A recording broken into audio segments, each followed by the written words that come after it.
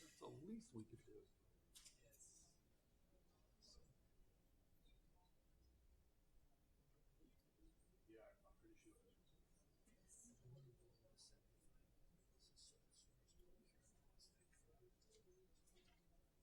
It is, and it is a MPA. It's an MPA. There's a state MPA on Motorola, and it's coming directly from Motorola, not from the vendor.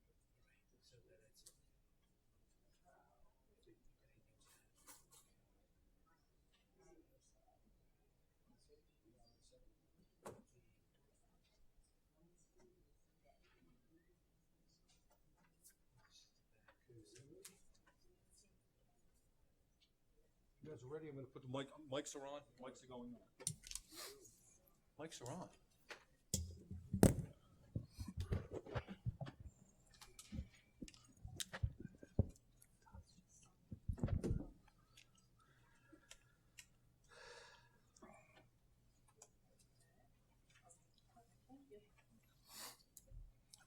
Roll call coming up. No, just, yep. Okay, we all set? I'd like to call this meeting to order, 7 o'clock.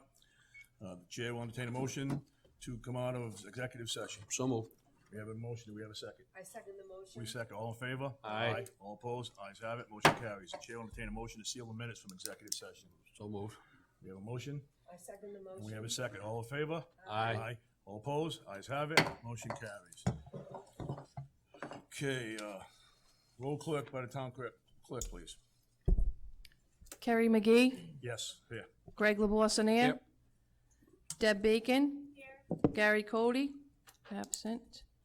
Ann Dixon, Here. Nicholas Gorham, Here. Ed Wazika. Here.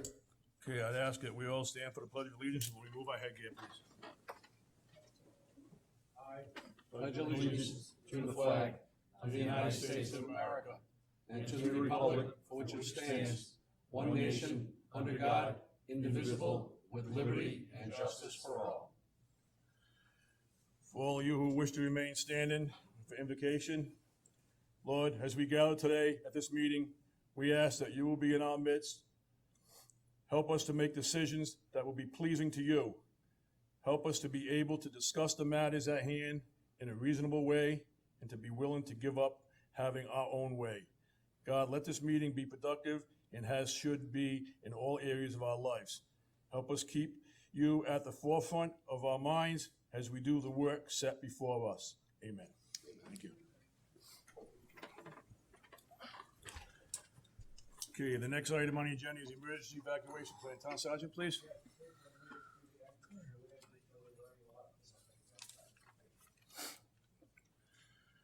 Okay, the next item on the agenda is President's comments.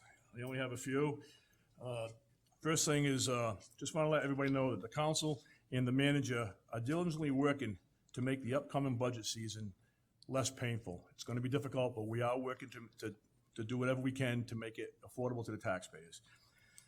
Okay, next item is traffic on Sandy Bottom Road. Today, they started construction on installing new water lines. It's going to be a mess. So I advise people to seek alternate routes, though there's not a lot of options. And after the water line is done, the contract just got awarded to replace the bridge on Sandy Bottom Road. So it's going to be lengthy, and there's going to be a lot of traffic disruption. So I advise everybody to try to seek alternate routes and just plan accordingly. All right. There's been some concerns about the sale of the dam. The town cannot discuss the matter, but we are aware of the situation and we are looking into it. That's all we have to say on that. Tonight, public comment will be strictly comment and not debate or question and answers. Feel free to contact our town manager for any further discussion. All right, last week, we just want to catch ourselves in an open meeting violation by discussing matters that are not on the agenda. So feel free to make comment, but we will not be giving answers because we really can't. All right, with that being said, the next item on the agenda is the approval of town council minutes from July 22nd, 2019 to July 30th, 2019, and August 26, 2019. Are there any discussion? Yes. Yes, hi, I have a couple of corrections. I did already speak to Joanne, but I will publicly, do you want me to publicly go through If them? it's just grammatical, no. I mean, if you're fine with Joanne's approval, that's fine. I mean, if it's just. Well, there were a couple sections Okay, I would like, I mean, if you want, I can just go through. It is page 14. And it's the the fourth paragraph. It says Councilman Bacon asked for clarification. It's actually Councilman Cody. On page 33, Councilman Bacon said it was nice for the residents. It's supposed to be residents.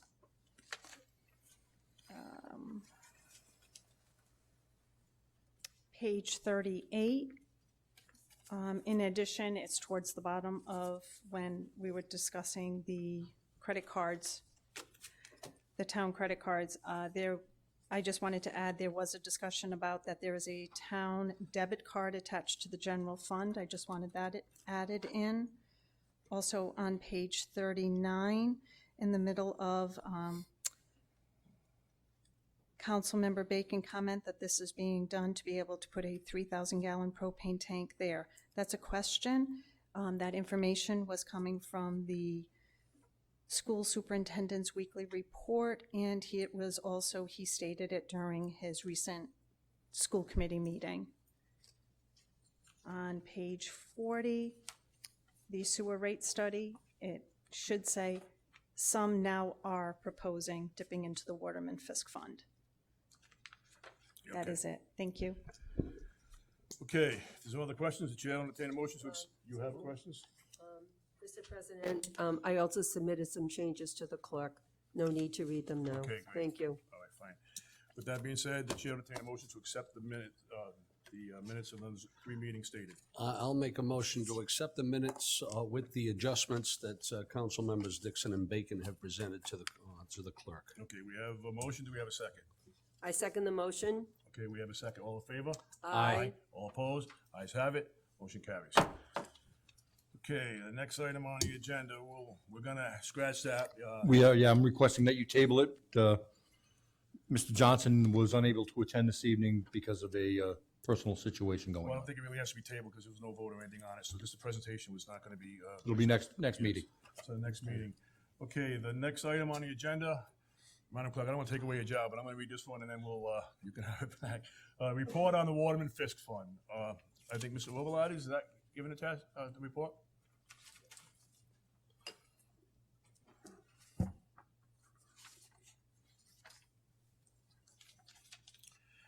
Good evening, Mr. Wilbur, how are you? I'm well, thank you. Good. It's all yours. I just wanted to confirm the council has gotten a copy of, We got it. We just got Okay. it.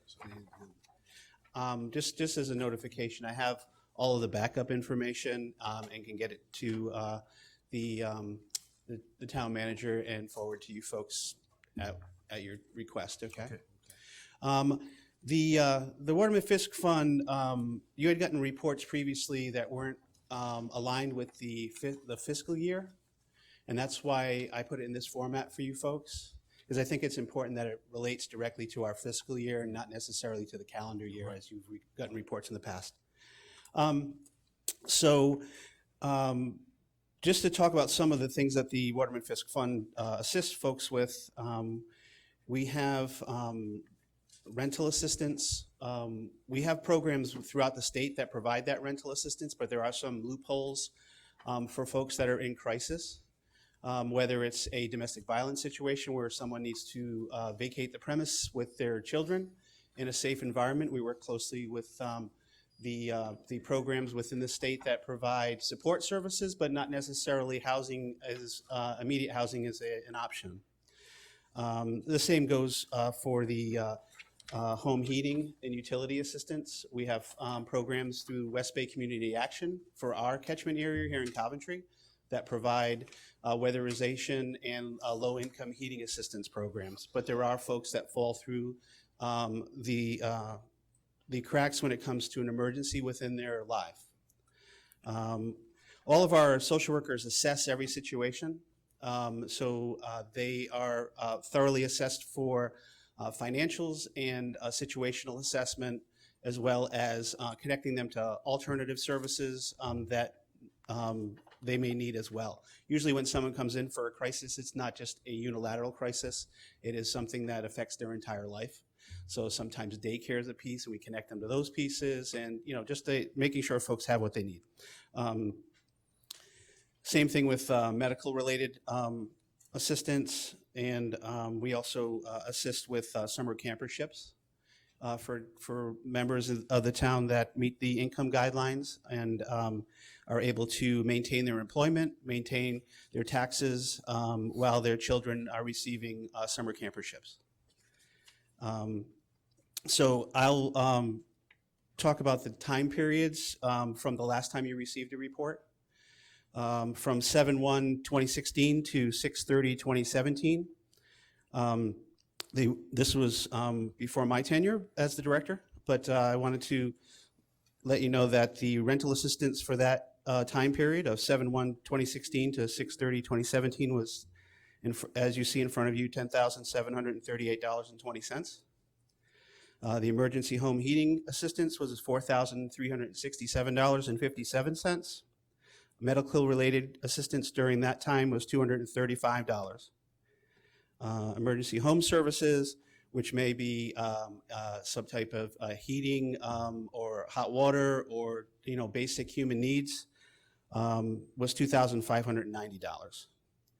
And the summer camperships for that period of time was $14,400. We also had to order checks at that point because it's multi-party signature checks, which cost some money. So there was a $195.76. The total was $32,526.53, and there's also loan payments from previous years, which I'm researching at this point, so I can get you more detail on that, for a total of $35,176.53 for that time period. I also have that those same levels of assistance from 7/1/2017 to 6/30/2018. Rental assistance for that time period was $8,721. Emergency home heating was $2,350.56. We had no medical health-related assistance at that time or emergency home services at that time, but summer camperships were $17,772. For a total for that time period of $28,834.56. The subsequent year of 7/1/2018 to 6/30/2019, rental assistance of $7,170.59. Emergency home heating of $1,459.36. There were no health-related, medical assistance-related costs at that time, nor emergency home services. The summer campership for that time period was $15,990. And there was assistance with an outstanding fire tax for an elderly individual of $313.81. So a total for that time period is $24,933.76. As of our fiscal this year, 7/1 to the present, rental assistance is at the amount of $2,200. No emergency home heating or utility assistance, but we figure the home heating season hasn't started. Luckily, the West Bay program has increased their amount this year from $850 to $1,100 for a household, which is, I think, very significant in this day and age. We've done emergency home services of $695.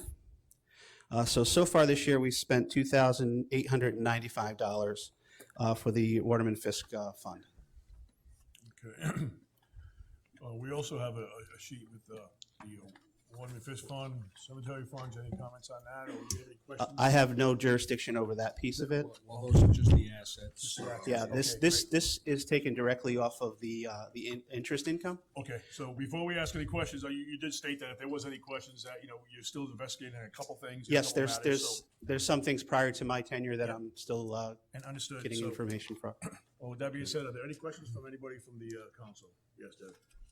I just want to thank you for providing this. But just for clarification, the council, the last time I believe we did receive a detailed report like this was back in 2013. Oh, okay. Okay, the I expenditures can back. get you the gap there too. Yeah, then. yeah, so. I'm still that- doing research. I'm still I going know, back in time. I know it's a work in progress because the Yes, ma'am. expenditures that year were 66,000. Mm-hmm. So that's the last report that I could find. So if we could maybe go back that far. and- Absolutely, Okay, absolutely. great. I do appreciate that. Thank you so much. I Not a problem. appreciate you giving this to us. And also, thank you very much for doing that. Are there any other questions for the council? I've got a few questions, Yes. Mr. President. I'm just curious, because I know that in the past where, and it was something that was very close to my heart, we took care of an elderly woman that needed a new roof. And something like that with an expenditure, I believe it was just over $10,000, needed to have council approval. Are there guidelines in place that because I've never seen any with, amounts of spending that can be done for particular, where before it needs a council approval. There's nothing in writing at this Yeah, point. no. okay. So in essence, who makes the authorizations? Is it the town manager that makes the We ultimate, or- actually work closely, myself and the finance director. Okay, There was also a council member. That's something that is on the agenda this evening too Right. for that piece of oversight. I think that you're looking for, but also maybe well, kind of in other shoring words, up. I'm looking for, whether there's any guidelines or the authorizations process. In other words, when someone needs a little heating assistance, you're not pulling the committee together on a monthly basis No, to meet on something like that. What usually happens is we look at resources that are already present in the community. Like we can get an expeditious heating assistance application in an emergency. Yep. Working closely with West Bay Community Action because we're in two catchment areas. Right. For heating assistance, it's West Bay, and for rental assistance, it's comprehensive community action. Right. So we have lots of interactions with both offices to maintain. But I'm just saying, for services. instance, we had an elderly person or whatever that had a problem with they needed tax assistance. It was $313.81. How would that application be, and who would you approve that? Would the committee approve that? Who holds the checkbook? Well, actually, the checkbook is, we have funds deposited into a checkbook within our department to provide this service. Okay. But it's not a single person approval. It gets reviewed, gets assessed by our social worker, reviewed by me, brought to the finance director for a consultation and review of the need. That's what I was just trying to get out there. Where's the process, and we show what it is, so that the people know that it's transparent, because Yeah, it's fully documented. And my reasoning for that is because my first time on the council, when I got on to I was actually a member of the Waterman Fiske board at that point in time, and from discussions I had with people in the past, that there had been abuses of the fund in the past. We can see that's not the case because the fund is growing, it's self-perpetuating, and I would never throw that out there, but I just want to show the people that there is a process to doing the everyday events, and then sometimes like the one that we had to approve as a council for over $10,000 for at that time our oldest resident to help her out. Because the council is in essence, the ultimate trustee of the. And we also utilize the community development block grants for those bigger things too. Right. This is kind of a stopgap more than anything else. Right. We have lots of social service programs within the state. Yeah. But not everyone can benefit from them to avoid a shut off or to Right, avoid. and that's what this and that's fund what is this meant- is. and It's that's what only it's meant for to be. that. If you Yeah. look at the information I've given you, we're pretty judicious with the fund. I mean, we really review. If you can actually see a decline in the cost. Maybe some years are worse than others for folks, but we have referrals from pretty much every part of town for folks that are in crisis, from neighbors, from the police, from the school. It depends on the situation. Well, the thing is, and that's what we want to ensure, that the fund is there to help those people that need it. So we don't want to make it so stringent that they're unable to. It's to what get it's the help when designed they for. need it. It's designed Yes. to help people when they don't have another option. Exactly. So anyway, thank you. I just wanted to clarify You're a few welcome. things there. Do you have a question? I do have a question. Under what circumstances would the town council be asked for approval for expenditures from this fund? Well, at this point, I'm finding that there was a kind of a three-person panel. Someone that sat on the town council, as I'm doing my research with this too, the finance director and the director of human services, to review the need and approve. One of the things that I was hired for this position was to have that background and to provide that support. For my almost 30 years of service, I think it's an important piece that there's collaboration with the council going forward and making sure that there is that safeguard in place. So my question still is, under what circumstances would the council, the body here, have to make a decision, approve some expenditures?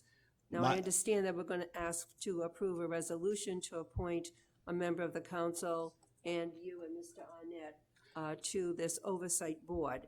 But I'm wondering under what circumstances would any recommendations that you would make actually come before us? From my understanding, it would be anything over $5,000. We haven't hit that mark with any single household except for some folks that didn't make the guidelines for the CDBG grant for a roof. And it was for a very elderly individual who didn't have any other option. And just to qualify that as well too, and that was set up, and it was where I actually requested the board to look at that and actually give us their thumbs up for that, knowing that the council would make the ultimate decision. But in essence, it was it wasn't even a grant. It was actually more of a loan, which I call it a pay it forward loan that it would not be paid back until the property was sold and her estate paid it back. So in essence, not paid it back, but paid it forward to the next person that needed it. And I think that she was 104. Yeah, 101 at the time, and again, it was something that she really needed it, and that's it came through our human services department where the information came from. So what I heard, just in summary, is that this board, which would be a council person, you and Mr. Arnett, would receive, suggestions, recommendations, requests. You would kind make of a synopsis of the case, Right. pretty much what the need is, why the need is present, and also what the suggested remedy is. Okay, and if the requests were over $5,000, then that panel would come before the council and ask for its approval. And make that request in front of the entire council. Okay, thank you. You're welcome. All right, thanks. Appreciate it. Any other Thank you, Bob. questions? Seeing none, thank you very much. I appreciate it. Thank you very much. Appreciate it. That's Okay. great, good report. I like it. Okay, the next item, item number 6, is a report on the comprehensive plan in wind energy and noise ordinance. I believe, Mr. Glassman, you'll be.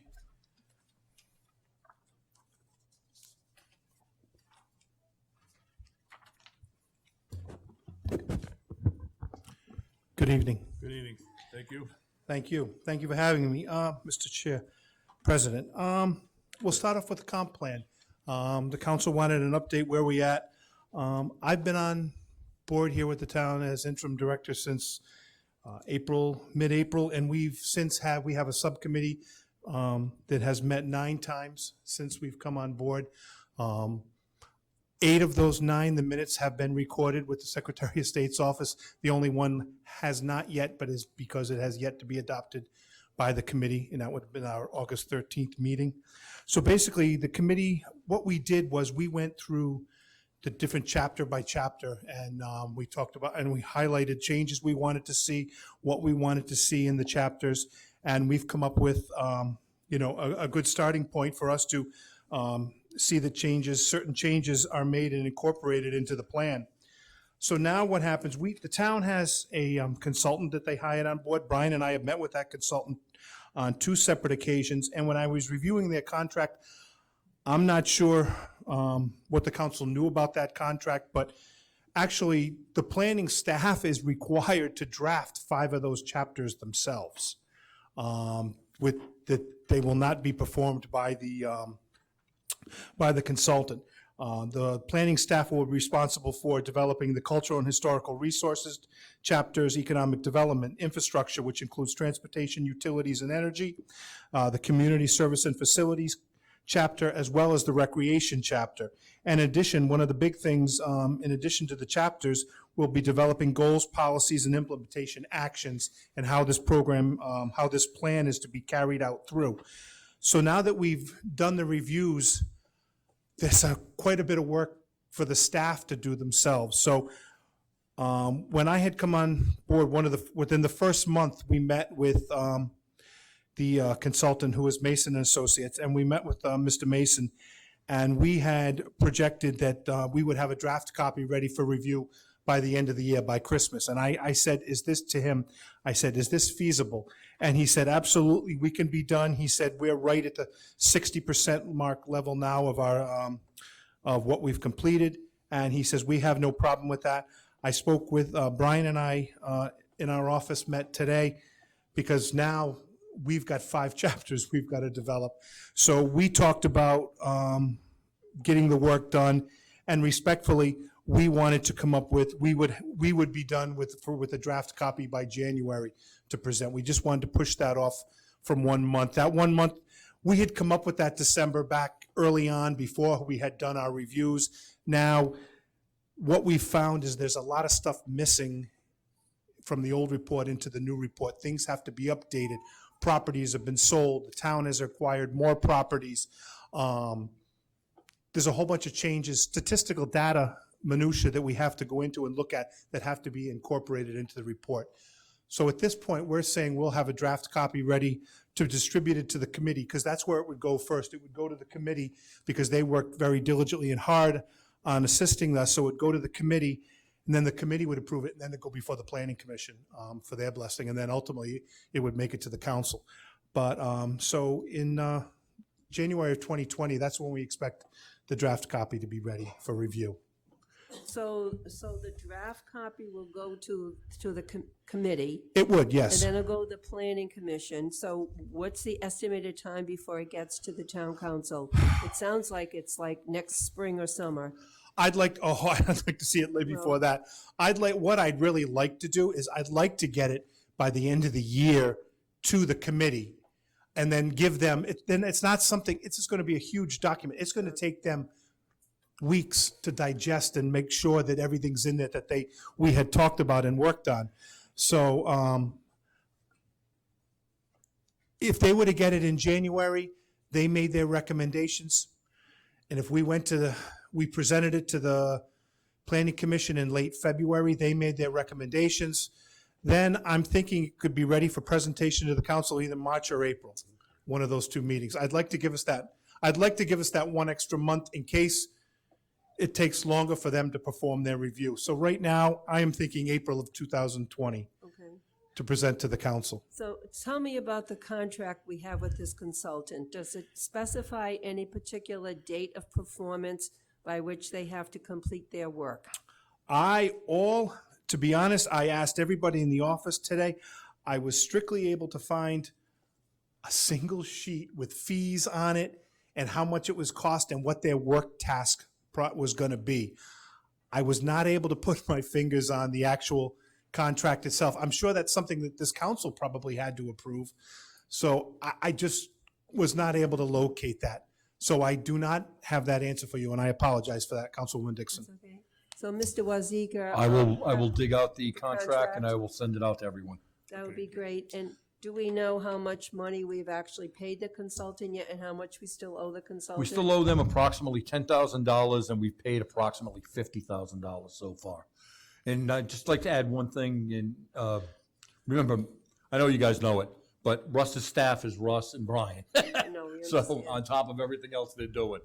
So, yeah, it's this contract was not what was envisioned when it was talked about back then, where there was supposed to be a contract that covered the vast majority of the work. Some way, somehow, when it was approved and it authorized, it's not what it was supposed to be.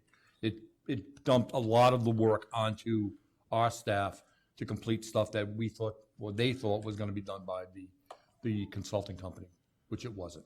Well, I certainly want to give you an opportunity to do your due diligence and get it done. So, if we have any other questions, as far as in-depth questions, I'm sure we can feel free to email you. Absolutely, please. And, if there are, you put any questions?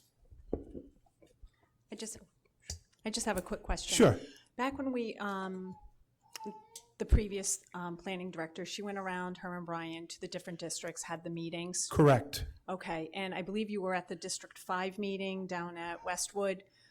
I was. Yes, and remember we laid the maps out on the ground? And Yes. the map overlays were different than what were in the approved comprehensive plan. A couple of the map overlays, they were open space. You talking about the open space 75 Airport Road? Yes. And Yes, then that has how- come up numerous times in our Okay, meetings. that Yes. was, and because a lot of the residents were wondering, how did it go from open space wellhead protection Right. to I-1?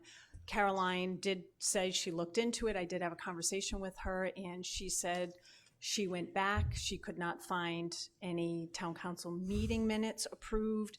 Planning, zoning, I guess she reached out to state planning. They had no record of it. So how did it go from wellhead protection to environmentally sensitive open space to I-1? I don't have that answer. What I can say was I did look at those maps as we went through the process. And I have the larger scale. I have full size of those maps in our office. There was a map that called off zoning, okay? And it listed all the existing zonings for the property.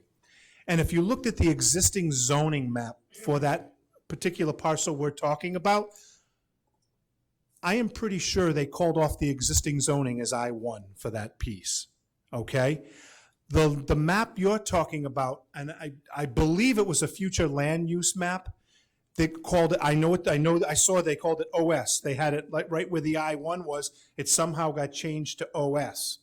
I'm not. I mean, we don't have the maps in front of us. Right. So, But there was a several- map. There were several maps, and even listed in the approved comprehensive plan. It lists all the I-1, and Right. that was not one of them. So just trying to figure that out. I know also in District 1, there were several map overlays that, and I did not attend that meeting. Councilwoman Carlson did mention it there were issues with some of the map Yep. overlays in District 1 also, and how that changed. And That is something we will have to Okay, take I a just- look at.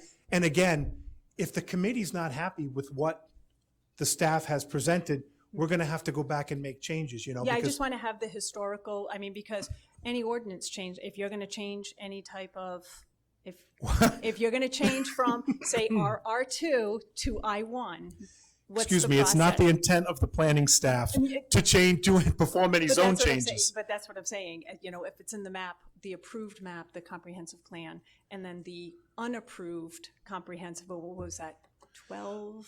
The one that we spent all that money on, and it was never approved It by was either council. 12 or 16, Councilwoman. I 12. I think apologize. Was it 12? 10 or 12, I Okay. don't recall. But, Yep. so that's why I'm just, from the approved one in 2000 to the 10-12, somehow things changed, and there's no historical documents to back any of it up. So I Okay. just want to make sure that we get this right. I also And- want to get this right. And All of a sudden, we're not changing zoning, and we find out, oops, No. we never should, this should not be the way it is. okay, we'll take care of that. Okay, thank you. And we'll let you know how we make out. I'm sure we can be rest assured that you'll be on top of it for us. I will. Thank you. I No just got problem. one, Mr. Crossman. Sure. It's been a long, overwhelming process for a lot of people, and especially the people on your committee who are going to have to review this.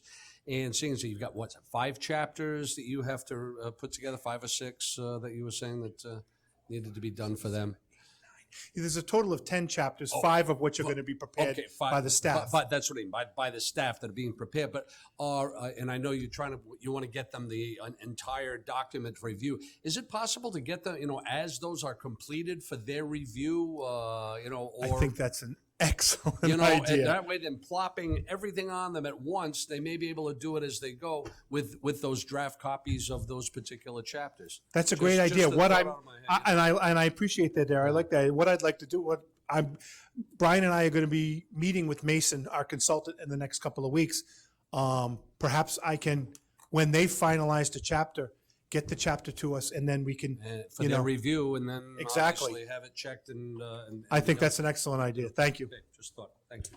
Okay, Mr. Crossman, Yes. has the consultant updated all of the data that was in the original draft that they presented to planning back in February? Because I understand that the former planning director said that when the consultant presented the draft, it was incomplete and it was inaccurate. No, there is an incredible amount of data that has to be updated. Still updated by, Still updated. Matter of fact, I've made open record requests to the state of Rhode Island to trying to get. There's a whole huge section in there on transportation. They want to know number of accidents at certain intersections. I got in an argument with DOT, so I got them to provide. Nick helped me out. He was very helpful with that when RIDOT provided us with the data. You know, traffic counts to find out, you know, where we're seeing trends of higher traffic in certain areas. So there is a lot of data that has to be updated, and it's frankly, it's going to be time consuming. But they were responsible for updating the data within their 5 sections. We have to do the other 5. But when I've looked through some of their sections that they have presented draft copies on, there is still more updating that has to be done. so they still have work to do in their own sections. Oh, they They're not absolutely updated still have everything work on- to do, yes. Yes. And have we had a heart-to-heart talk with them about what our expectations are concerning their performance and the deadlines that we want to set for them? Because this is way delayed. I understand that. And when I spoke with them, last time I spoke, I said to them, we need to get this done by the end of the year. And they said, absolutely, we can have it done. So I'm going to, like I said, they said they could have their portion done. I asked for the extra month because we are so busy over in the planning department. If we could just have an extra month to complete our 5 copies, our 5 chapters. I've got one other question. Sure. What other resources could could you use to help make sure we get that done, on time? Personnel, some other type of resources, again, that may be helpful to you. And not 13 or so, but, the whole. would an intern help you? Yeah. Oh, an intern would be There you fantastic, go. but I don't know where you're going to be able to find, I'd love to have an intern.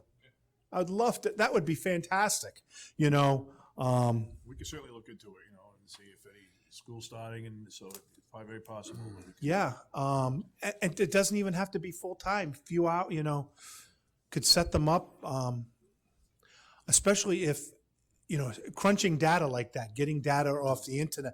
Those young kids, they're great with the internet. If it's on there, they can find it these days.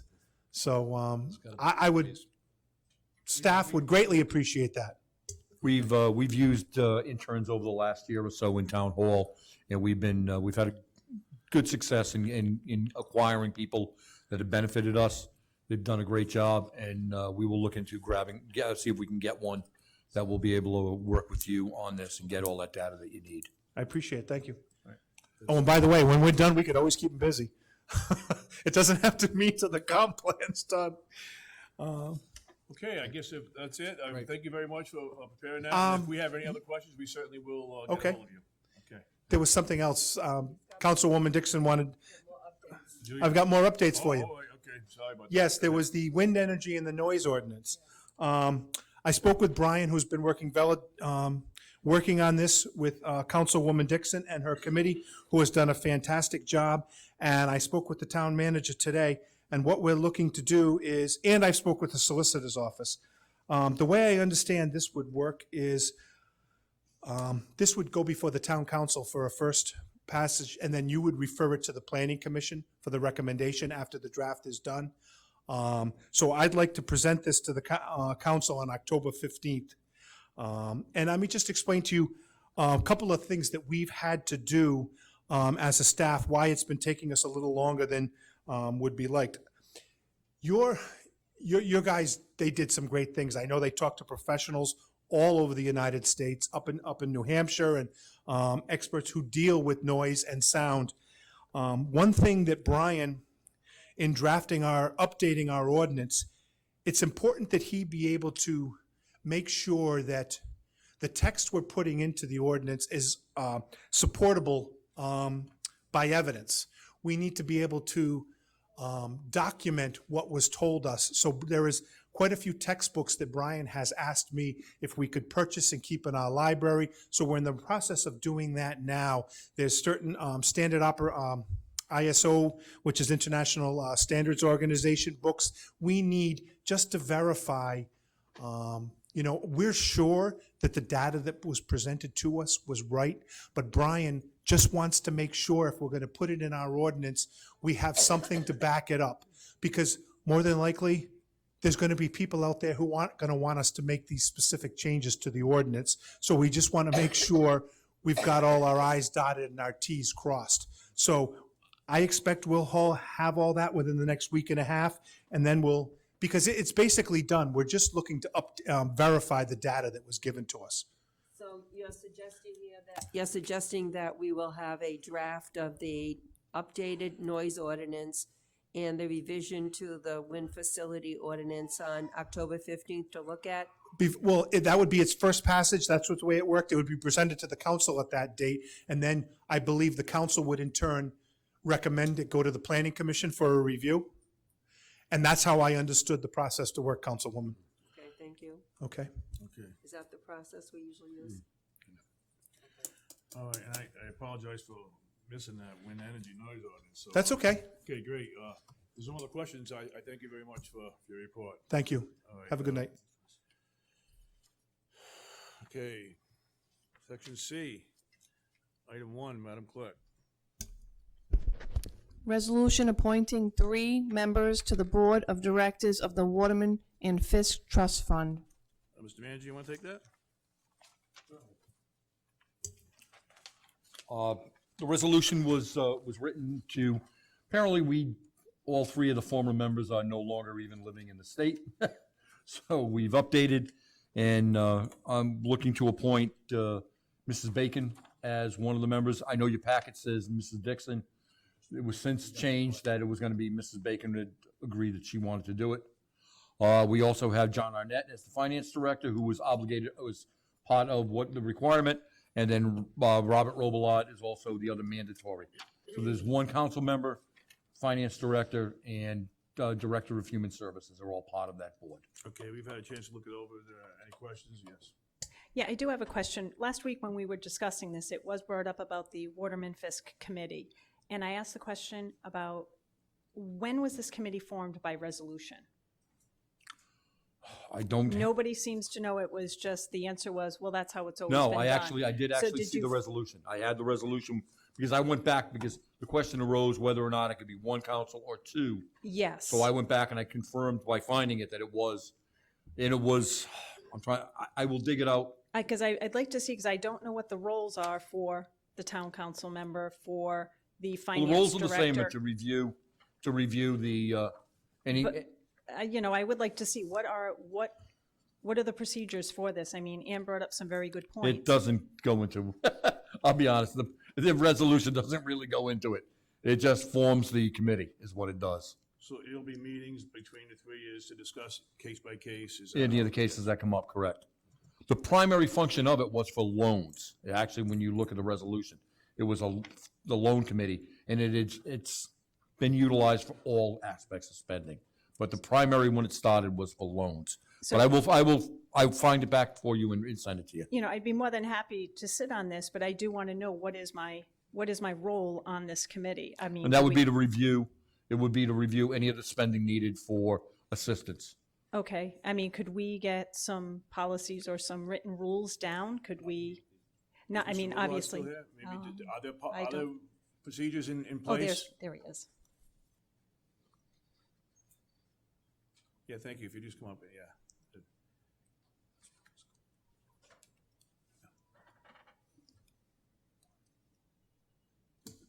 Sorry, I didn't want to speak from the audience. Yeah, no, I appreciate you coming up. At this point, I'm still researching, the length of the program, as far back as you had asked as well, needs to happen as well.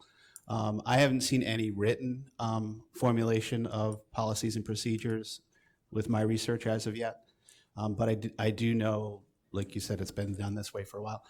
It was reviewing case by case for appropriateness of accessing funds. So, but I think that's something that, as we go forward, it would be wise to do Okay, for future folks too. Yeah, exactly, and it makes it fair across the board for everyone that way. Yeah, there's oversight.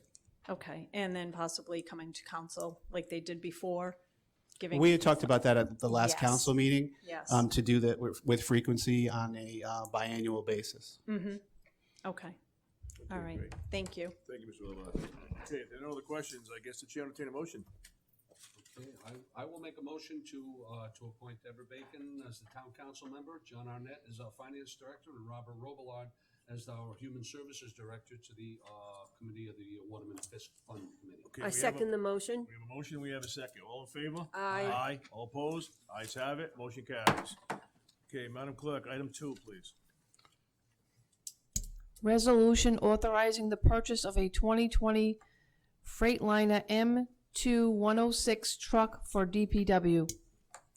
Okay, and Kevin, you'll come up and do it. Just first of all, I just want to say that I appreciate you giving us all this information on it, but I know it's the job of the department heads, including yourself, and I believe the police chief has one coming on also this evening, to spec out your needs, and as though it's good to know, but it really doesn't matter to me what color seats you have on or whatever. You spec out a truck that you need to perform your job, and I respect your opinion and your needs, same as the police. So with that being said, will you kindly give us a rundown of what we... Yeah, the reason we're before you this evening, ladies and gentlemen, is that back April of this year, we identified cracks in the frame of our existing 10-wheeler. We saw over the last 3 years that this aging process with our fleet, 15 years is about the maximum we're going to get. And we've asked in our capital budget to replace this vehicle while it still had trade-in value. Well, each year, the capital budget didn't get approved, understandably. However, it got to a point now that we have the main truck that we have for all of our we call it our main thoroughfares, and our largest truck that we have for hauling materials throughout the summer needs to be replaced. And we are fast approaching the winter season, so we only have a short amount of time to get this done. We originally looked at possibly some used vehicles, and we looked up and down the East Coast. And I just want to, if you don't mind, give you a few ideas of vehicles that we didn't want to get any more than 5 years old. But let me go back to, we have a 2015 Mack for $119,500, 2016 Peterbilt for $119,000, a 2016 Mack for $129,500, another Mack for $137,500. It got to the point where we were looking at used vehicles higher than what we thought we could obtain a 2020 Freightliner vehicle, which were being advertised in the vicinity of the mid-120s. We went out to bid with the specifications for the vehicle. We had 2 local bidders that we had a bid opening this morning for, and the lowest bid was for a Freightliner of Hartford for $121,075. They can make delivery to us within 90 to 100 days with the body on it. That truck the cabin chassis is sitting on the ground in Hartford, so we don't have time frame that we're going to lose. The other bidder was 175 days that we wouldn't have taken delivery on it until sometime in February, March, would have defeated the idea of having it for the winter season. Both had the extended warranty included, and at this time, I'd asked for consideration to approve the purchase of the Freightliner M2106 for $121,075 from Freightliner of Hartford. Well, absolutely, I think it was a smart idea to look for a new, considering that you usually got it cheaper than some of the used ones, and you also have a warranty. How long is the warranty on this? I don't- 3 years. 3 years, which is great. Are there any questions from the council? Why wasn't something like this in the past budget, the budget that the voters just approved? It's been submitted for the capital budget for the last 3 years, ma'am, and we have not had a capital budget approved by the council in all those years. So, For nothing. So I've got many other no, vehicles. I understand that. So we didn't have a capital improvement budget, and, I understand that that is a big detriment to the way we operate. But on the other hand, once a budget is approved, then we have departments coming to us asking for money to buy this or that or what have you, and they still end up being capital improvement projects. So I want to know, where do we intend to get this money? I'll leave that to Mr. Wazika. What we're looking at to fund this through is 2.5 months ago, the council had approved, we had combined all of the old, unused, or the remainder of the funds in numerous years' worth of capital improvement projects that had not been completely expended. Right.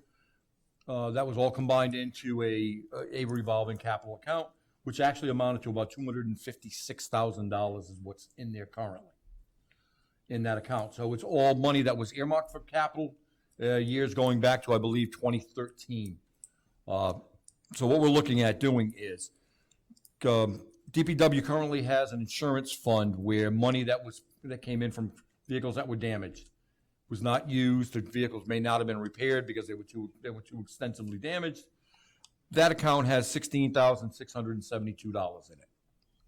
We also have a scrap metal account, which the money from the recent sale of the surplus vehicles went into that. There had been $5,000 in there already. Another $12,000 was going in from there, so that's another $17,000. There's a fleet management that was never expended completely, and that was for $2,544. That all goes in, and that comes up to a grand total of $36,216, leaving an amount of $84,859 that's needed to make up the difference for the $121,075. That $84,859 would actually come out of that capital improvement fund that we have. This is not the capital improvement money that was set aside in the latest budget for the schools. This is, like I said, separate and apart. It's the unused capital from prior years. So this is a situation where this 10-wheeler is extremely necessary to the operations of the town. This vehicle will handle the roads, with the larger roads, the heavy snow during the winter that our regular conventional dump trucks just cannot handle. They're not big enough to handle it.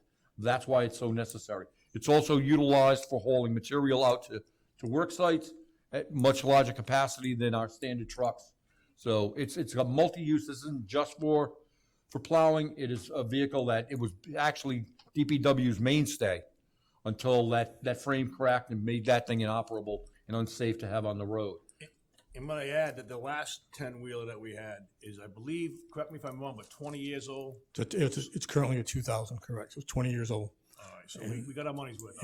And we knew at year 17 it was beyond its life cycle.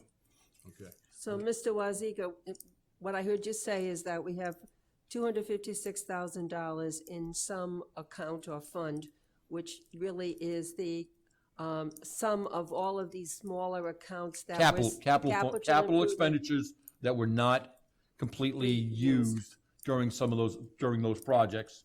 And I remember Mr. Arnett talking about that. And you guys had approved and we put it all into the single account. A few months ago. Right. So if we take out $84,859, we still have money left in that You're looking at account. about 156, 160, about 170, 2,000.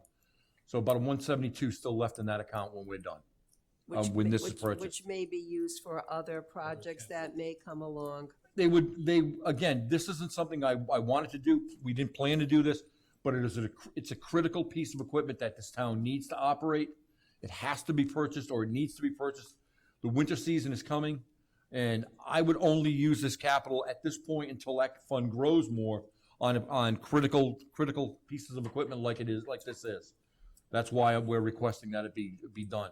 Yes, I would have loved to have had this in our budget, but it would have meant $120,000 of our budget needed to be put into capital that would have had to take it from somewhere else in that account. I mean, in the budget. So that's why it wasn't in there. I'm sorry. And what happens to our current truck? Do we sell it for scrap, or do we give it to some other unsuspecting town? I mean, what do we do with it? No, it'll be sold. It will be sold at a surplus sale in the future with full disclosure. At full disclosure? Same as we did this last time with the pictures indicating it. We had a reserve on it. It didn't meet the reserve, and that's why we still have it. So what do you think something like this will go for? I'm not a betting man, ma'am. Well, But I mean, reserve will be around $5,000. I've seen them selling for upwards of $10,000. Someone who's not going to put it on the road, someone uses it on a farm or someplace off-road could have a good use for a truck that's 20 years old, but it's not. With a cracked frame. It's for a crack frame, but it's not safe to put on the road. so if we were able to retrieve some money from it, where does that money go? So if we get some money back for that truck, where does that money go? That would go back into the scrap account because there are other trucks that eventually are gonna need to be replaced, and that's where that money is used for, is towards those. We have two six-wheel truck, which is our second, both of those trucks are 2001. They're 16 years old, and 18 years old. If I don't have a capital budget, those still have to continue to operate. Otherwise, we're gonna have areas of town that are not gonna get the same type of service during the wintertime, or paving projects that we're gonna be able to do once we have capital or money available in the budget to do these projects. Thank you for all the information, Mr. Wazika. Thank you. All right, good. Thank you, Debbie. Yep. And this is for plowing also? This will be for plowing also, yes. Now, do you need to purchase a new plow, or will you be able to use the plow that's on? We have the sander that we have that we will be able to utilize. The plow was a 20-year-old plow also. We're looking at a plow also. That'll be coming forward again after this year. No need of buying a plow unless this is approved. Okay. Okay, now, that's something that if it's approved this evening, that we should have it ready to go for the winter season. We will have this placed with the award letter tomorrow morning if it's awarded tonight. And then they said between 90 to 100 days. And again, it's on the ground in Hartford. The 90 days would be to have the body put on. So as soon as we can give them the okay, they'd be able to get the body ordered and put on as soon as possible. So the best we're looking right now is December. Go ahead, Deb. I just have one more question. Yes, ma'am. Will this, I don't know if it's you or for Ed, the fleet management system, will this be equipped with it? We'll adapt it to it, yes. It's just a matter of a module being The included. module, yes. Oh, Okay. absolutely. All of our vehicles have that adapted. That module that's in the old one may be able to just go back into this Correct. one. Okay. All right, thank you. So now that we had the question on the plow, what would be the estimated cost of the plow that you would need for this truck? I'm waiting for that from the couple of the manufacturers right now. They're getting me prices. Okay, so, all right, well, with that being said, I guess the chair will entertain a motion. We'll make a motion to approve the purchase. We have a motion to approve. Do we have a second? I second the motion. We have a second. All in favor? Aye. All opposed? Ayes have it, motion carries. Okay, Thank you, ladies and gentlemen. Thank you. okay, Madam Clerk, item C3, please. Authorizing emergency repair of transmission for the Caliper 420E Loader Backhoe for DPW at a cost of $17,538.59. Can I make one clarification? There's a typo in that resolution, and it's actually a Caterpillar, not a Caliper, but it's a Caterpillar backhoe. Okay, that does say Caterpillar 428. Yes, but I think the resolution. But on the actual resolution, it does. So thank you. That's also correct. That's just a rough, all right, yeah, I'm very familiar with construction equipment, and I realize that you have a $120,000 machine sitting there and not able to use the transmission.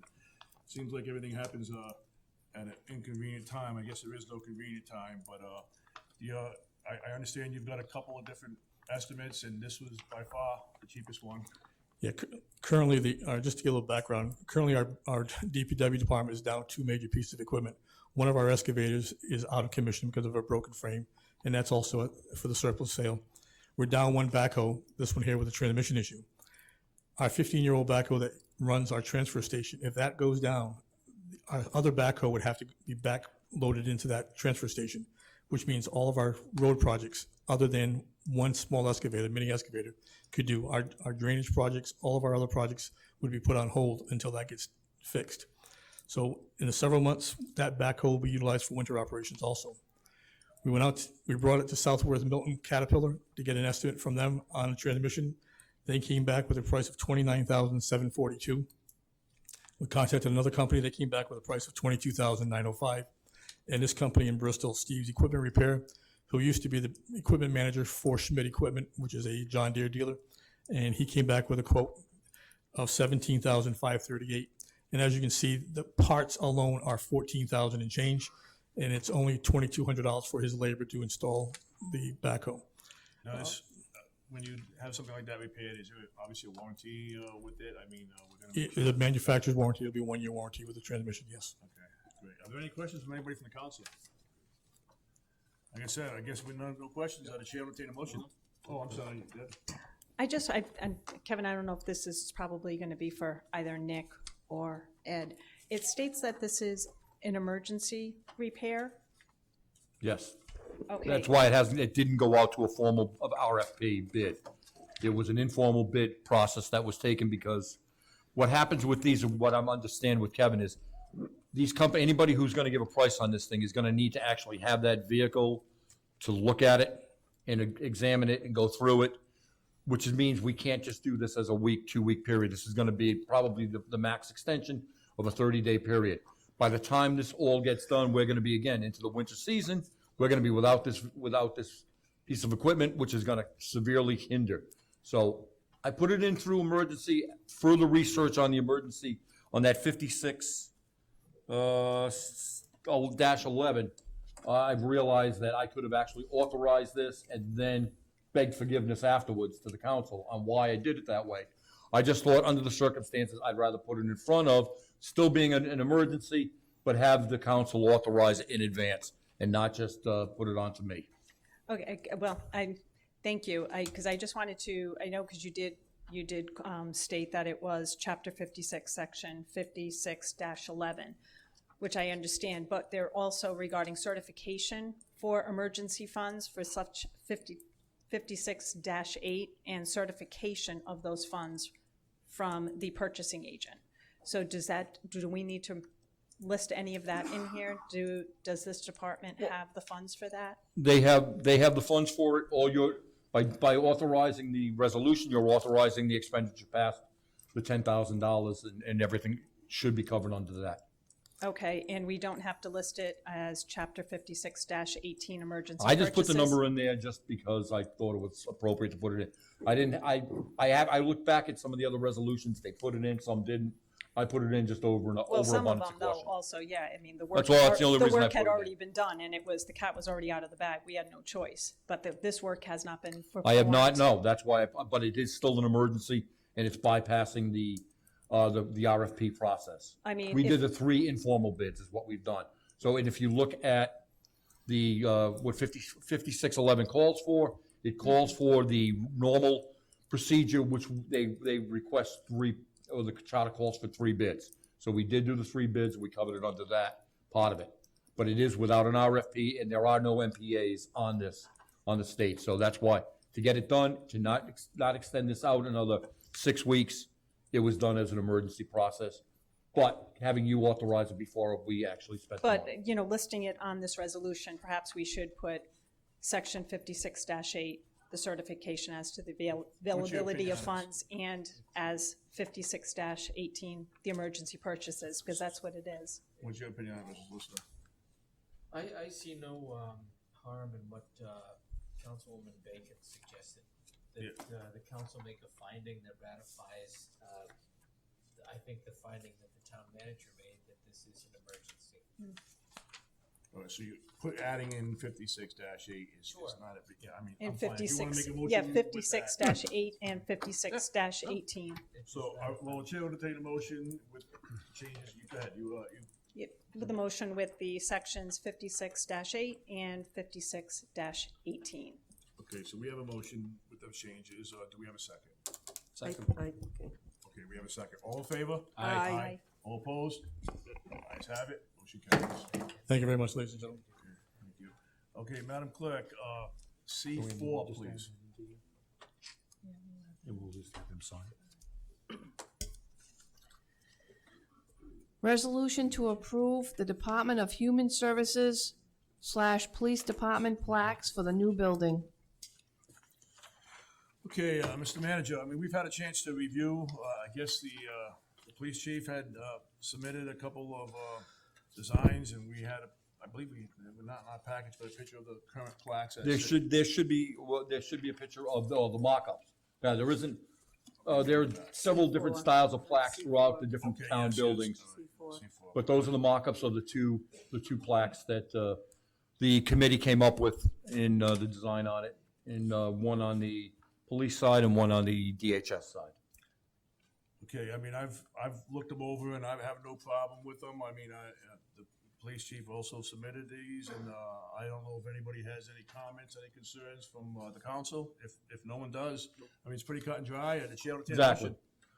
I just, again, I put it up in front of the council over abundance of caution, let you make the final No, I decision. appreciate that. It's nice, you know, it's good. I think it's gonna look good. I think it's gonna come out nice. So, chair will take a motion. I'll I make a have a motion. question. You have a question? Mr. Gorham, the plaque says our acting town manager, should it say interim town manager? I'm not sure about the technicality. We'll of change the- it. We'll change it. Would that be appropriate? I think the charter does say interim, if I'm not mistaken. Okay, so I'm going to recommend that the plaque, We'll modify the that. plaque will be modified. Thank you. Okay, so with that, the chair will take a motion. Okay. You wanna make the motion with the change? Certainly. I'd like to approve the, let's see, C4. okay. I authorize the approval of the final design of the plaques to be affixed and attached to the new Department of Human Services Police Station building located on Wood Street. The attachments which are attached to this resolution are modified so that the word acting is replaced with the word interim. All right, we have a motion. Do we have a second? I'll second it. We have a second. All in favor? Aye. All opposed? Ayes have it. Motion carried. Okay, next item on the agenda, C5, Madam Clerk. Resolution to approve the engagement of William Dimitri Esquire for the purpose of representation in regarding Coventry Meadows LP et.al. versus Town of Coventry et.al. KC 2019-0944. Okay, Mr. Manager, I think you have an explanation on this? This is a case involving the CCFD fire district looking for property taxes from Coventry Housing.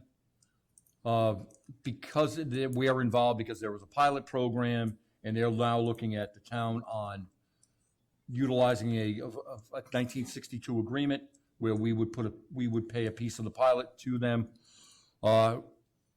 Our solicitor, because one of his associates had done some minor work for CCFD, there was a point brought up that it would be a conflict. So with that in mind, we went to an outside legal consultant or attorney to handle this case. We were looking at Mr. William Dimitri, who was also the assistant solicitor in Burrowville. He is solicitor in Burrowville. He is. I have a engagement letter which is in your packet for approval. We're looking at $150 an hour for non-court situations, and then $225 on any court appearances per hour on this. This is simply for this litigation involving this this problem. And this was issue. done at my request, just so there would be no conflict in any way, or even an inference of conflict. So he comes highly recommended. So if there's any questions from the council, I see none, I'll look for a motion. Motion to approve the resolution to engage the services of William Dimitri Esquire. Okay, we have a motion. Do I have a second? Second the And motion. we have a second. All in favor? Aye. All opposed? Ayes have it. Motion carries. Madam Clerk, item C6, please. Approval of School Resource Officer Memorandum of Understanding between the Coventry Police Department and the Coventry Public Schools. Colonel, I don't know if you have anything to say on that. Would you be so kind as to just give us a breakdown? We have read, the information in the packet. I don't know if there's any particular questions, but if you just want to give us a basic rundown. Well, it's just, it's really a good framework just to delineate the role of the SRO within the schools, and then the school's expectations, our expectations. It sets our lanes pretty specifically. It took a while to get to that. We did some legal reviews on both sides to make sure that we had covered the ground we needed to, and both the superintendent and I are pleased with the outcome. You're fine with your? I am. all right, And this was vetted and all approved and actually done by our Our solicitors. solicitor looked it over and approved Yes. it? Okay, Yes. They, As they're the did ones who actually went through it all. School attorney did as well. Yes. Okay, great. So, Chief, is this just a general memorandum of understanding? Because the agreement specifies that there will be one resource officer at the high school and the middle school. So does it limit you to one at each place, or does it mean that in the future you might need two officers at the high school and one at the middle school, or one at the elementary school? So I'm just trying to understand, although the memorandum just says it's a memorandum of understanding, the documentation, the context itself does specify just two people. It does, and I would not expect that to change in a quick way as far as adding personnel. So if we did go down that road, I think we could get to a quickly re-signed MOU and just bring it before the council if we had to, if we felt we had to. But at this time, we have no, plans to put another officer in any school right now. So this memorandum really restricts it to two, is that correct? For now, yeah. Okay. And who pays for this? For the For the resource officer to be assigned to this particular duty? Is it just is it the town of Coventry's? It is. Town of Coventry pays for his salary. It's in the budget, but we are applying for the ride funding to support that, which is about half of that officer's salary and benefits. So the town will realize a savings during this budget season of about half of that salary. Is that something we could expect year from year, or is it just a We- grant for 1 year? We should be able to apply for it every year, but we do have to do it every year. So as long as that funding is still in place and we get approved, then we should be able to get it. The problem becomes, again, as the cycle approaches in July 1st, and whether the state budget is approved and how much funding is there. It may be a situation where we have to have the full officer salary in our budget and then apply for it. And then if we get it, that's great. We realize the savings, and then, we return that savings to the town. And what about coverage at the elementary schools? How does that work? Right now, we have instituted, probably about 2 years ago, a liaison program where we have one officer assigned from the day shift to each school who tries to get in there as often as they can and just check security and have a presence, participate in events, read to the kids, things like that. So it's good to have them assigned to the school because they take ownership of it and they get relationships built. So that's what we've been doing with the elementaries. Okay, thank you. Any other questions?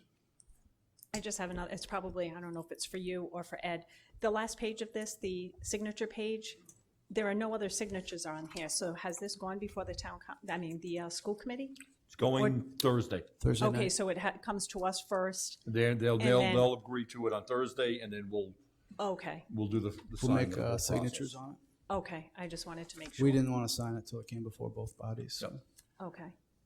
It's great having a grant to pay for that, that's for sure. It is good. It's good. We tried for the federal grant, that, in the past couple of years, and that requires us to put an extra officer on, and it's 75-25, but we didn't get it awarded, so it's good. It'll be good for the middle school. I think we selected a great officer. Okay, well, with no other questions, the chair will entertain a motion. I'll make a motion to approve the memorandum of understanding between the Coventry Police and the Coventry Schools. Okay, we have a motion. Do we have a second? I second the motion. We have a second. All in favor? Aye. All opposed? Ayes have it. Motion carries. Thank you. Right there. The next item is yours also, I figured. Colonel. Item C7, Madam Clerk. Resolution approving the purchase of Motorola MCC 7500 dispatch console for the police department. I gotta be honest with you, Colonel.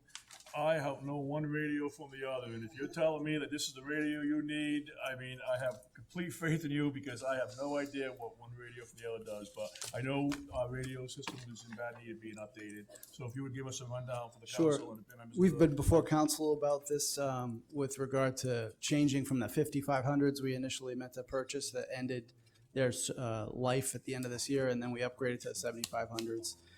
Really, the long and the short of this is about cost savings. The money's been allocated, but what we want to do is pull that money under an MPA out from the tower contract. The tower contract calls for a 5% markup and then the 2% construction bond markup. So if we end up pulling that money back and we manage this at the building committee level and with people at the police department under Cybercom, who's the installer anyway, we have a long-standing relationship with, we realize about 23,000 in savings, which is a good thing. It also allows us to cut that time when Tower finishes the building, and if our stuff goes over that time, for instance, whether or not certain equipment arrives on time, there's a sliding window there. There could be a couple of weeks where dispatch stuff is getting put together. We talked about a phased move-in with trying to get DHS in there first. This allows us to cut that contract and then manage the rest of that piece ourselves. And we're comfortable and confident that we can do that. And this is the company you deal with all the time anyway, the radios to you. Just one correction on that. We don't have to pull the money back out of the tower contract because there's 200,000 that wasn't moved into that contract. Right. It was still under the purview of the building committee. So that 200,000 does not have to come back out of as a change order. It's a portion of 150 left over. That was left out, yeah. The total was about 350, and then that percentage on that's about 23,000 that we save. Okay, great. Is there any questions from anybody in the council? Yes. I do. I just have some questions. Back on July 22nd, 2019, I thought we approved all of this. So You did approve, it seems it's the same packet that we received. You approved the use of the impact fees. yes, the impact fees. The impact fees at that point. That's what that one was for. That was we had to use impact fees because the 7500s were much more expensive than the 5500s. That was the additional 90,000 to Yeah, purchase. 94. I think Okay, it was. so what is this purchase? It's the same exact purchase. It's just taking that part of the money out from under the tower contract and allowing us the building committee per se to execute that and us to manage it. Okay, because I'm also trying to understand, it says down here is the last one. To be resolved, the Coventry Town Council hereby authorizes the town manager and the building committee to utilize current funding not to exceed $325,090 to accomplish this purchase. This resolution shall take effect upon passage. I thought when we authorized the additional $95,000 towards the purchase of the police dispatch, I thought that was purchasing all of that. So that is not what we That were. was not, no, that was not purchasing. That was just simply to authorize to be able to Authorize the use. purchase. Before they could go out further, they needed to know if they had that additional money to get the 7500s or whether they were going to be stuck with the 5500s. That's what that authorized. What they're looking to do now, a piece of this is already taken out of the radio fund, and that's going to fund the fire dispatch piece, which is a fund that fire departments, the different fire units contribute every year. That's in there. What they're looking for is 154,583 is what's actually coming out of the bond, along with the other two pieces coming up to a grand total of $325,090 for purchasing all of those consoles. So How many consoles? four. 4. And this is for the police side only? No, this is for all of them. For That's all police. Police and fire? and fire. Okay, so I have a question. So I know we have an agreement with fire alarm. What is our agreement with fire alarm? We're buying their equipment also? We own fire alarm. The town of All right, so the Coventry. town of Coventry, so now we're buying the fire alarm. When we authorize that, that's now, But that's not coming out of the bond, it's not coming out of impact fees, that's coming out of that separate fund that they contribute annually from each of the departments to that for And the purpose of. have we what- seen that accounting of that money from the fire departments coming into that fund? The money is in Because- there, yes. The money that we've got earmarked for this is there. Okay, do we have anything from the building committee on this? Have they discussed this? Have they voted on anything? Because I don't see anything. They will vote on it as long as you authorize them to handle those funds.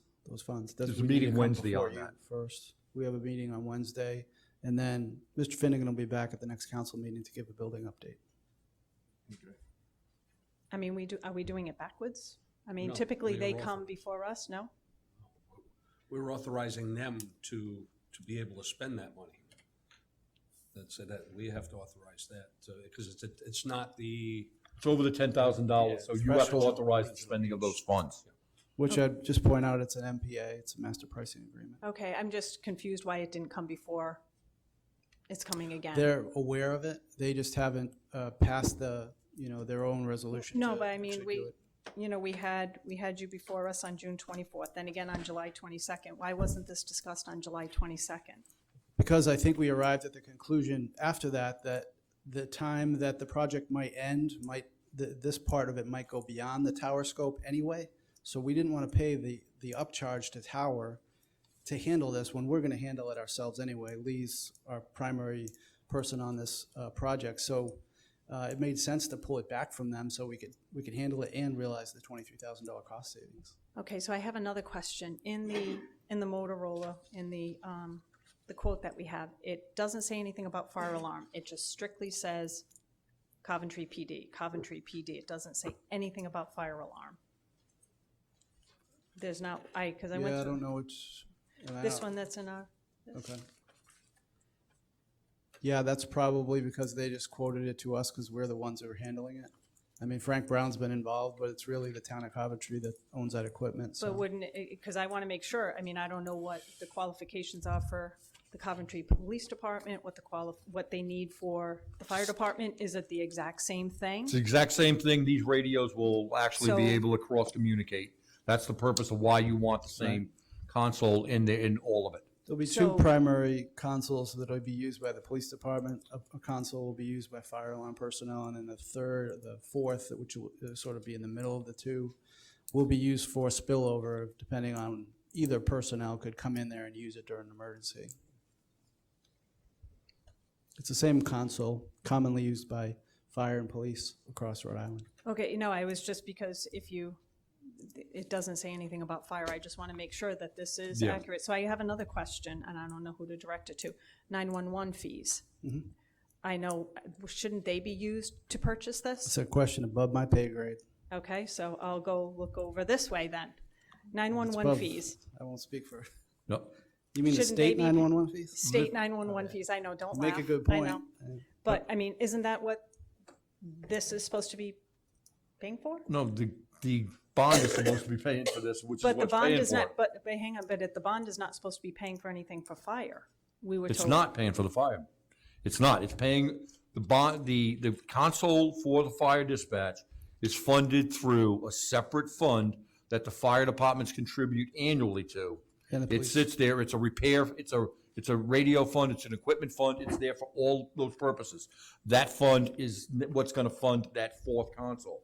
Okay, That does fourth that, console is part of the package, but it's not, we're not paying for it out of. does that state that anywhere in the resolution? That Yes. That fund, the fire department fund? Where does it state that? I'm just, We came before council. Right on there on the do that fourth, the third whereas. the third whereas. Coventry Town Council passed and adopted resolution on June, 24th of June 19, in the amount of $137,895 for a portion 75,505 with the approved toward the purchase of a fire dispatch console. With That's been funding approved. from, I mean, but I think we need to be a little more specific that funding, because I mean, you read this, it's a little confusing. Well, it states right there that $75,000 comes for the fire dispatch, and you stated that the fund is from their portion, their payment of it. I think we're really Comes from splitting the hairs. I think you emergency probably, I management just think, fund. just to make it yeah. clearer, Well, because it absolutely. I was a mean, the little. solicitors looked this over, and if it wasn't, the Coventry Police Department really runs, the town of Coventry runs the fire dispatch and runs the whole operation, so it is our responsibility. But I think, personally, it clearly states that the $7,500 is, $75,000, I'm sorry, is part of the fire dispatch. So, I mean, I don't know how you can clarify it any better. No, because it says it. Technically speaking, the town owns that equipment, not the fire districts. We own it, we maintain it. They come in on a contract and they work there, just like they do at fire alarm. So I don't see that the nomenclature. I just wanted to make it a little clearer, because it was just a little confusing, that's why I just I want to wouldn't make put it. the fire department district's names on that, though, because the town owns the equipment. We own the equipment, we actually pay Hopkins Hill Fire to man that and operate the dispatch center. That is ours, that's our responsibility, the towns. The equipment in there, we replace the computers, we do all of that as part of what we do from the town. Yes, it's fire, and that's the one piece of fire that the town does pay for. I was just looking for clarification where that funding, that 75,000. I just want people to understand it's not coming from the bond. It was a little confusing, I'm just asking Well, I that. think we made it clear by this discussion, actually, so, Okay, I mean, I'm just trying Mrs. to, Solicitor, you looked it over, any comments on that yourself? No. Okay, no comments. All right, with that being said, the chair will entertain a motion.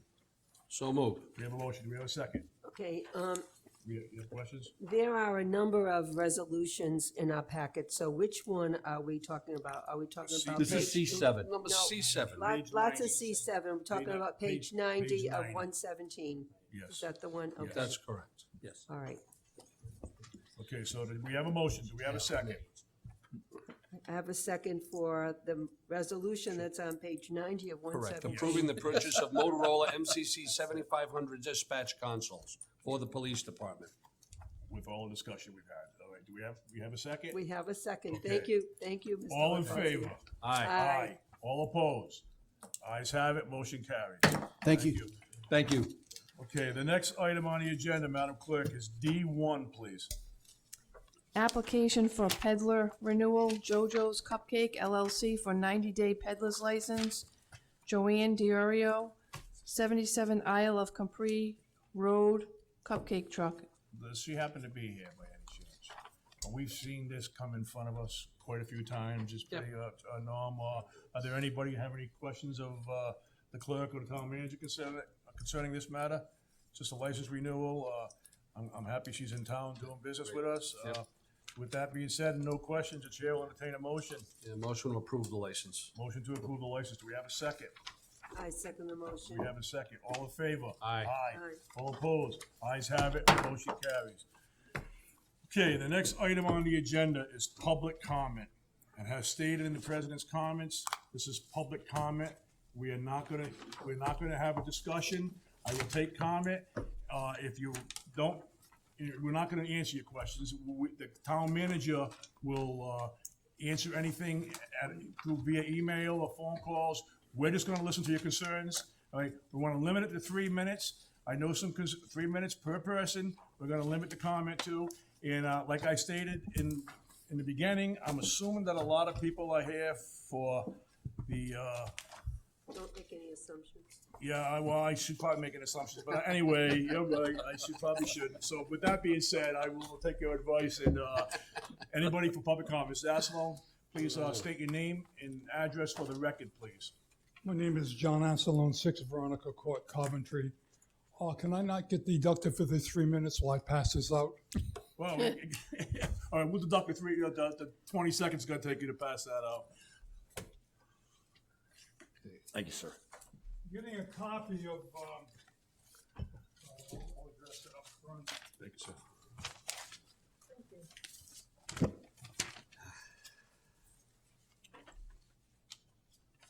John, one more, please. John, one more.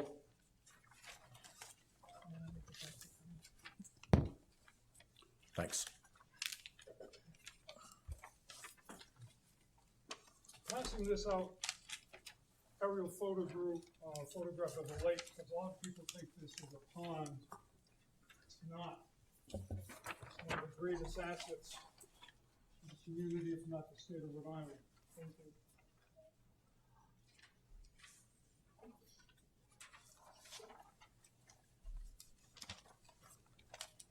So that in front of you starts with a ridiculous dispute that's going on property on Johnson's Pond regarding signage. And many years ago, somebody was shot over a dispute like that. And this is a right-of-way. This is by one of the owners, so-called owners, or potential owners of the Johnson's Pond. The second photograph you have there is of a citation, not only of the town, but by DEM, already infringement of a project on Whitehead Road, with various fines being, challenged.